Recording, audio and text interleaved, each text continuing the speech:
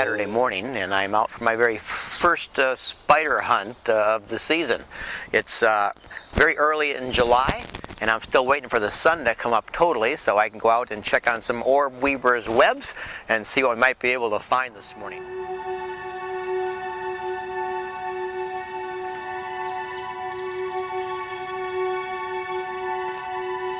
Just a tad bit too early this morning.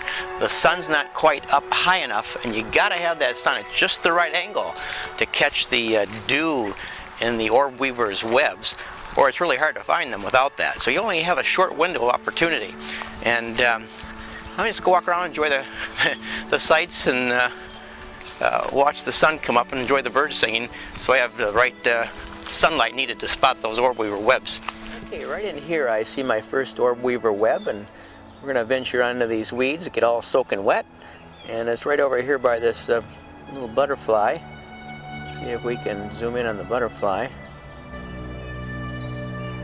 Already out this morning sunning himself in the warm sunshine. Right a little over to the right here. Probably can't see him from your position, but I can spot it here a little bit with the sunlight. So I'm going to go in there and see what we got. This little orb weaver's web. You can see it a little bit here in the picture.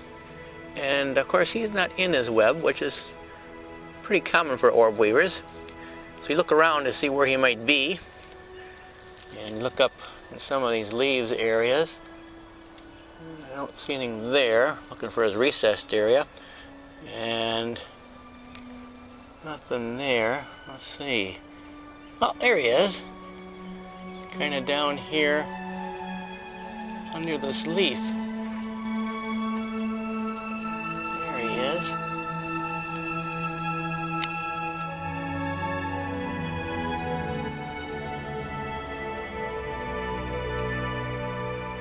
And he's only about 1/4 of an inch, so he's growing. Will be a little bigger a little later on. Here's a good example of a bowl and doily spider. They make this elaborate, that's why they call it doily, an elaborate web setting. In the sun you can see it's almost iridescent in its glow.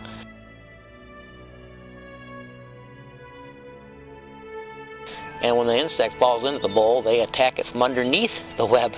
There's a close-up shot of that bowl and doily web. We're not looking for bowl and doily spiders this morning, so let's continue our search for orb weavers.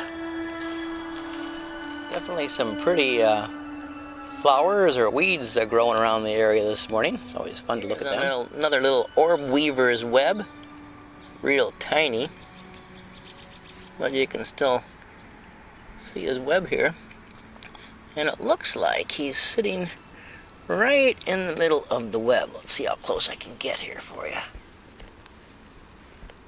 Yeah, there he is. Right in the center. See him? Just to give you an idea of the size of that web, there's my finger. So that's early in the season.